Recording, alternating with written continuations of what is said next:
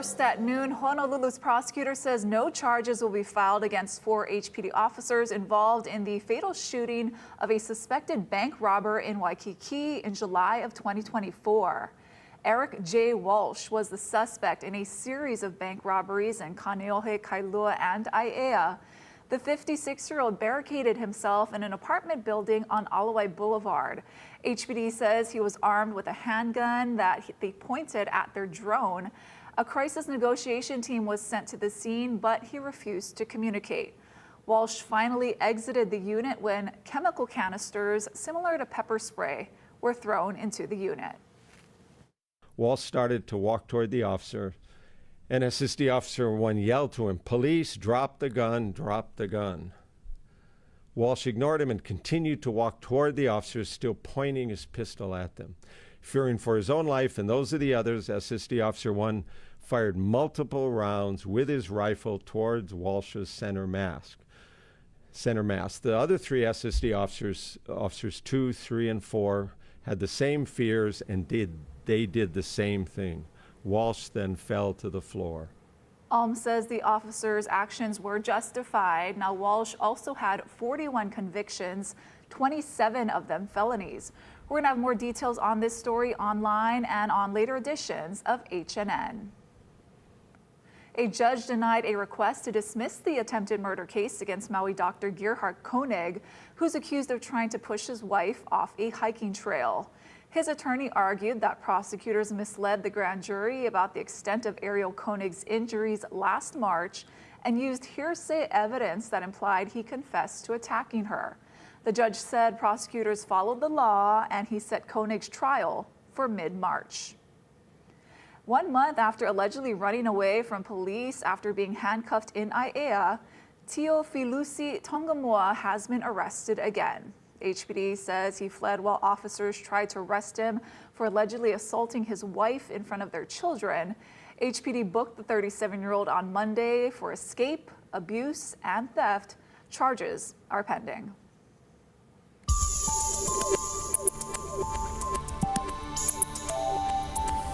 Time for a look at your first alert weather forecast. We take you out to a live look at Kohala here on Oahu. You can still see very breezy out there. The camera is shaking and the palm trees are all swaying in the wind. I want to give you a look at the current alerts that we still have up across the state because we still have that wind advisory up across a majority of the island chain. You can see the wind advisory up for portions of Oahu, just downwind of the Ko'olau and over the higher elevations of the Waianae Mountain Range. Moving over to Maui County and Hawaii Island, all these areas in tan are under the wind advisory until 6 p.m. this evening. Easterlies between 20 to 30 miles per hour, gusting closer to 50. And just look at our sustained winds out there. Pretty strong. They're going to get slightly weaker going into this weekend. I'll give you the full breakdown on that coming up. Thank you, Drew. And with the windy conditions, Hawaiian Electric is warning customers in West Maui or in the North and South Kohala areas on Hawaii Island that their power may be proactively shut off to prevent wildfires. These areas are under a Public Safety Power Shutoff watch through today because of the elevated risk. HECO is urging families to be prepared and have their emergency plans ready. Meanwhile, a Manoa family whose home was damaged during high winds on Super Bowl Sunday are now waiting for repairs. Mahealani Richardson says they're getting more worried with continued gusty weather. On Super Bowl Sunday, high winds blew metal shingles from Nicole Salmarangi's house in Lower Manoa into her pool and 200 feet down the street as water poured in. This is our roof, the pieces that we were able to collect because a lot of it was just scattered across the whole street. The homeowners believe 100 of these metal shingles went airborne that day. They have sharp edges and rusty nails and made jarring sounds as they flew off and came down. Every time a chunk would come off, it would make this really loud, like tearing sound, and the kids would jump, the dog would jump, and it was like, ah! So, but we were scared to leave the house. Salmarangi has 2 roofers ready to make repairs, but she says the holdup is with her insurance company, which told her an estimate for repairs may take a while and may not cover the full cost. Now she's worried about more severe weather and a potential health hazard while her family still lives here. Now we have mold. How fast is that mold growing? This happened in just the last 3 days. There's roofing paper on the exposed areas as a Band-Aid, but We're stuck and we're stressed out, and I'm very proactive. I've been on top of this since the beginning. Yeah, it sucks. It's a little hard to navigate just because it's a brand new thing that's dropped in your lap, and it's very sudden and very disruptive. Sam Thompson is Investigations Branch Chief with the Department of Commerce and Consumer Affairs. In this case, there would be coverage for mitigation efforts like tarping the roof, getting somebody in there to do water remediation. So those are conversations that this homeowner would want to have with their adjuster. Meanwhile, another Manoa resident is dealing with a huge piece of aluminum siding that fell into their backyard from a neighbor's house, and no immediate way of getting it out. DCCA says licensed insurers are required to handle claims fairly and help consumers recover after a disaster. If there are delays or disputes, you can call 1-844-808-DCCA for help. We also have a link on our website.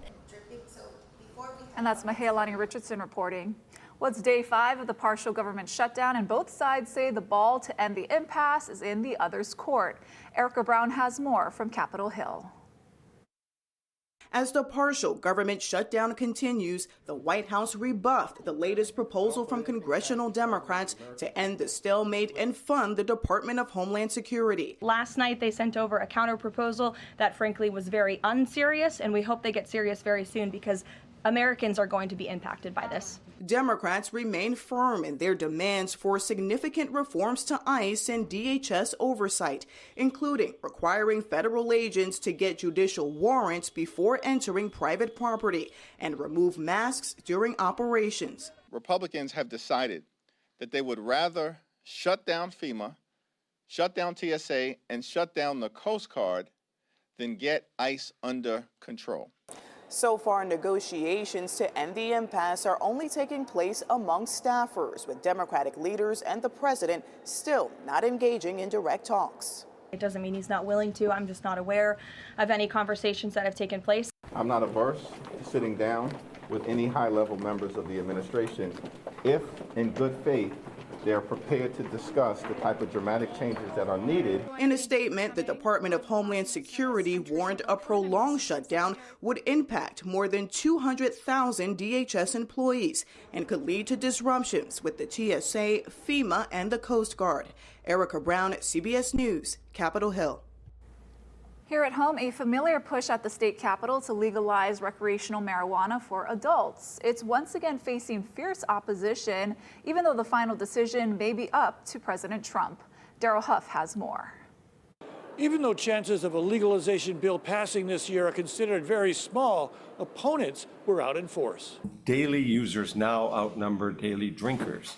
And it's the addicts who buy most of the marijuana now. So do we want to be in the addiction for profit business? I don't think so. Our experience with homelessness, every day I'm dealing with substance use disorders, and I just fear that this is going to just make it worse. After strengthening the medical marijuana system last year, House leaders are saying they don't even want to hear legalization bills this session.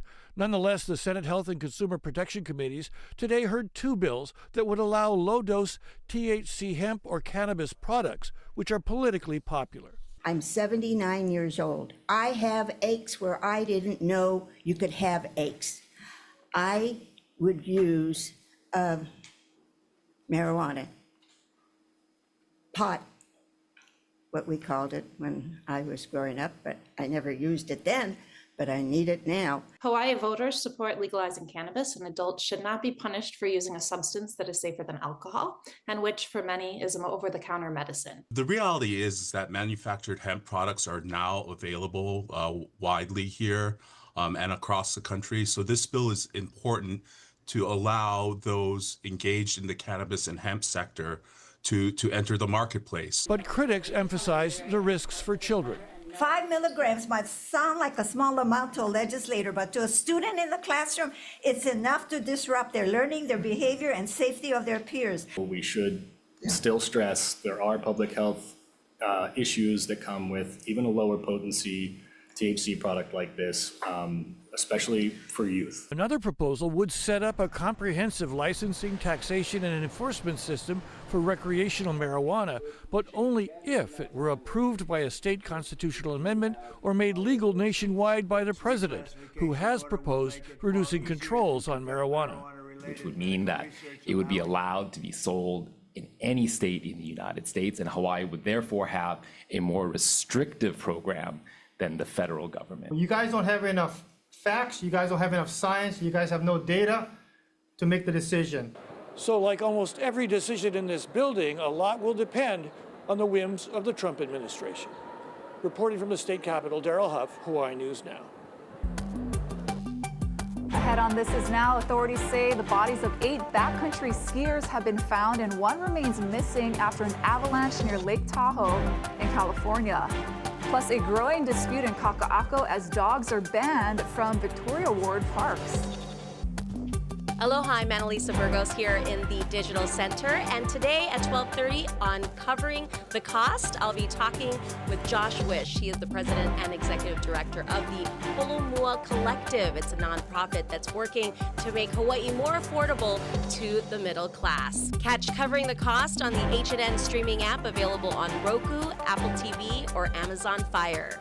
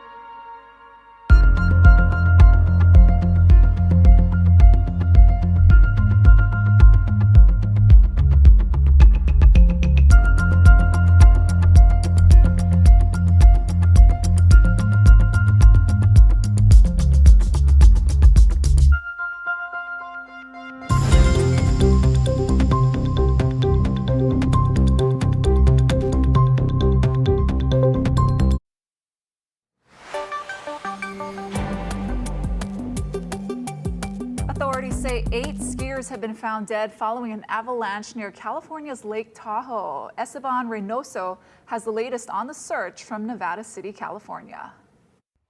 Authorities searching for missing skiers following an avalanche in California made a grim announcement Wednesday. 8 of the 9 additional skiers have been located deceased. We are still looking for one of the members at this time. The Nevada County Sheriff's Office says they were part of a group of 15 skiers and guides who were on a 3-day trip in the Castle Peak area near Lake Tahoe when intense storms moved in on Tuesday, dumping several feet of snow. It was reported by the individuals that survived that they were attempting to go out as a group, that someone saw the avalanche, yelled avalanche, and then it overtook them rather quickly.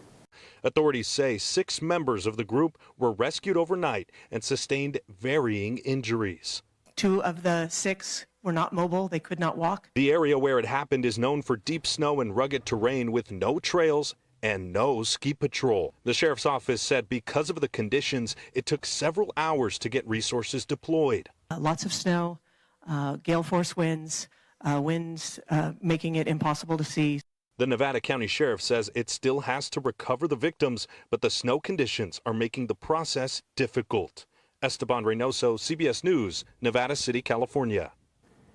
Here at home, Victoria Ward Park's grand opening had mixed reactions today, and as Casey Lund explains, some residents say the no dogs rule goes against what they were promised when they bought their homes. The park behind me might look calm and peaceful now, but I can tell you the emotions surrounding today's grand opening are a little less so. Dog owners and Ward Village residents who used to use this green space to let their pups, take care of business, say the fact that they can't use the grass now reflects a change in what they were told when they bought into these developments. In between the sounds of constantly moving cranes, power tools, and welding. While officials celebrated the opening of Victoria Ward Park Mauka, just outside the ceremony, a different scene. Leashes, protest signs, and four-legged residents sending messages like this. Obviously, it doesn't sit well. I just think it's unfortunate. It seems a little extreme. It was always represented as a pet-friendly community. Leslie Yim bought her first condo here in 2017 and even worked for Howard Hughes during development. She says she understands rules need enforcement, but believes banning dogs from the lawn isn't the answer. The answer is proper maintenance, proper enforcement, and making sure it's a green space for all. Ward Village says dogs are still welcome throughout the community, just not on the park's lawn. They point to designated dog amenities inside each residential tower, including relief areas and dog runs, and say pets remain welcome on pathways and promenades. Many of our amenities and elements in this park actually welcome walkability and a connected neighborhood space and a connected neighborhood experience for all users, including pet owners and walkers. With the elevated walkway, the expanded pedestrian promenade and tree-lined canopy, dogs are still welcome in Ward Village. Ward Village says the change follows complaints from residents and nearby businesses about heavy and irresponsible dog use. Defecation. Yeah, and unsanitary conditions left by people who bring their dogs and just let them do their thing. I feel that no dogs should be allowed at this particular park because prior to it being renovated, it was run over by owners of dogs, and about 50 at a time every afternoon. And many of the businesses around here have suffered because of some of the smells that have been left behind. But for the people that decided to invest in urban Honolulu, thinking they'd have a place to take their dogs right outside their door, they're still very disappointed. Based on the signs, no, it doesn't look like they're going to change course. I'm certainly, understand what people want, which is a great, clean park to hang out in. But the dogs do need a spot to go. From what I understand from talking with neighbors, it's a huge disappointment. It's a 3.5-acre park. Yeah. There's plenty of room for everybody, including furry friends. And there's lots of things that Howard Hughes can consider in changing as we move forward, and hopefully they will. Well, for some people, this might sound like a simple dog disagreement, but as Honolulu continues to grow vertically, these discussions over pets, people, and shared space will be a much bigger part of the conversation over urban development. While Ward Village says they'll continue to work on dialogue and communications with their residents, they have no immediate plans to change their pet policies for now.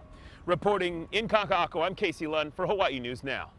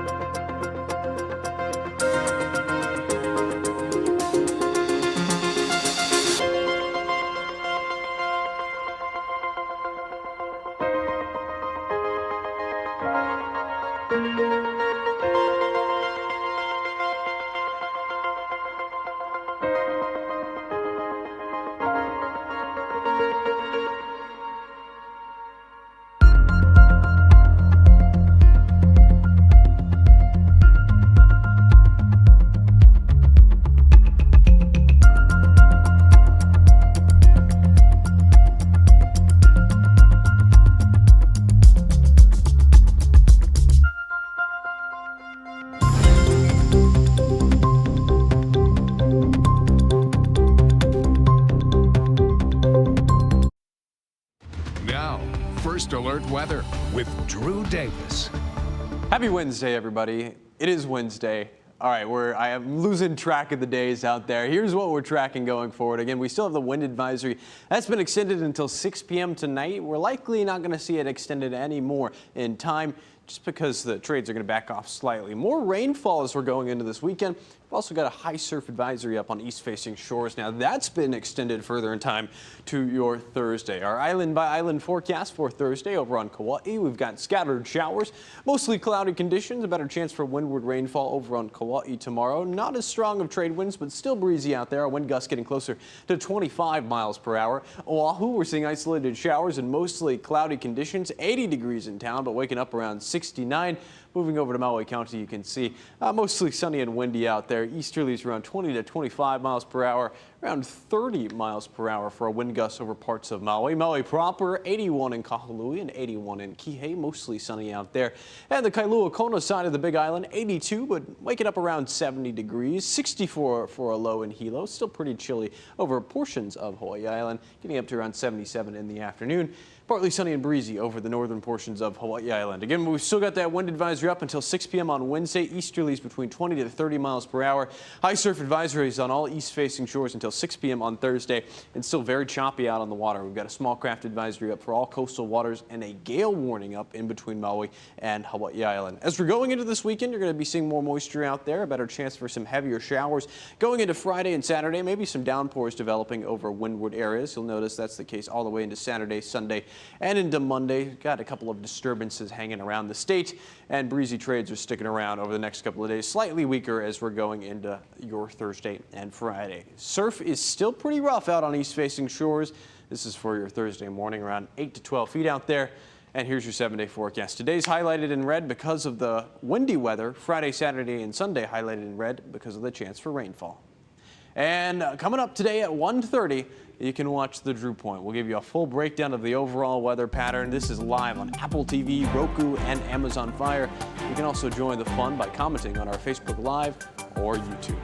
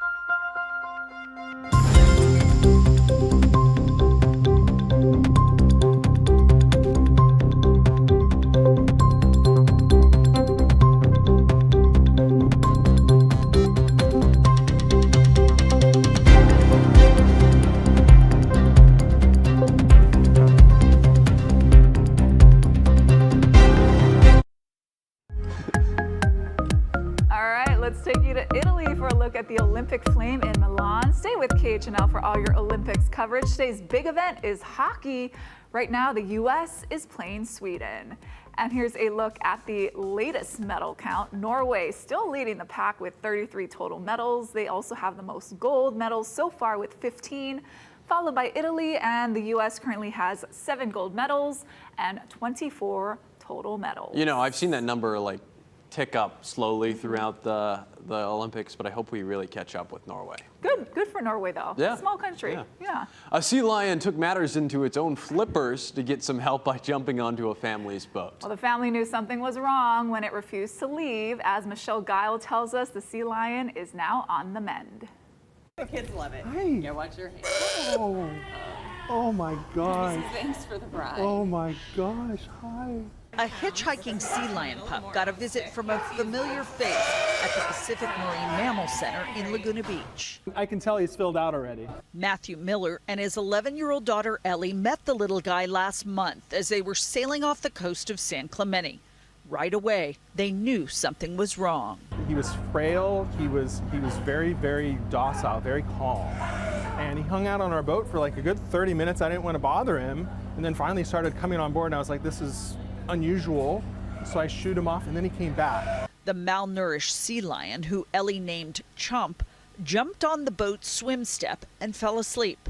The Millers called rescuers, who advised that they motor into the Dana Point harbor so they could get the critically ill animal to the hospital. Yeah, when Chump came in, he had a really raspy sound to his chest, just like you would imagine a 6-month-old baby with some pneumonia sounds, and he had some nasal discharge and was really underweight. That's him, he knows me. You know me?